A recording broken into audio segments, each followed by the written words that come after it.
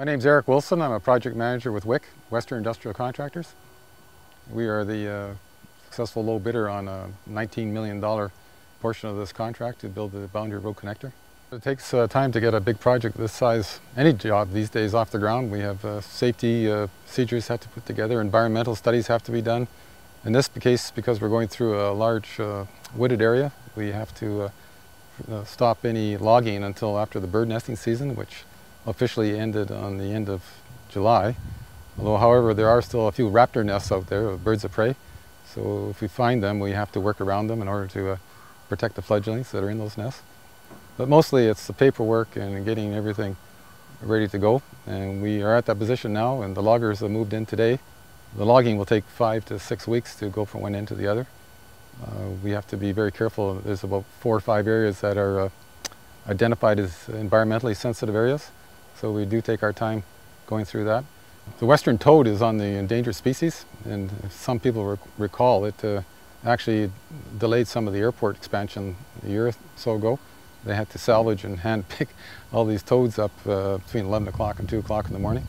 We do have some here right over your shoulder, actually, that we were putting in special culverts to allow the toads to migrate under the highway. They're going to be full of moss and sticks and stones. We're putting in over 21,000 meters of pipe. That's 21 kilometers of pipe, water, sanitary, and storm lines. Those are very deep in the ground. They will be starting quickly after the logging operations have ceased. We will be doing work in the wintertime, and summertime, the real spring, summer, and fall, the real gist of the contract will start to take shape, and the public will see it starting to come into place.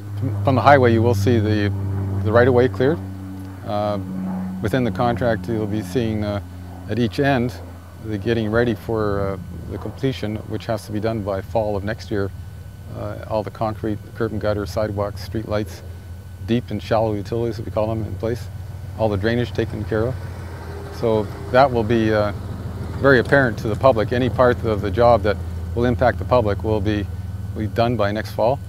The rest of it, which is rather hidden in the wilderness, so to speak, will be completed by the fall of 2012.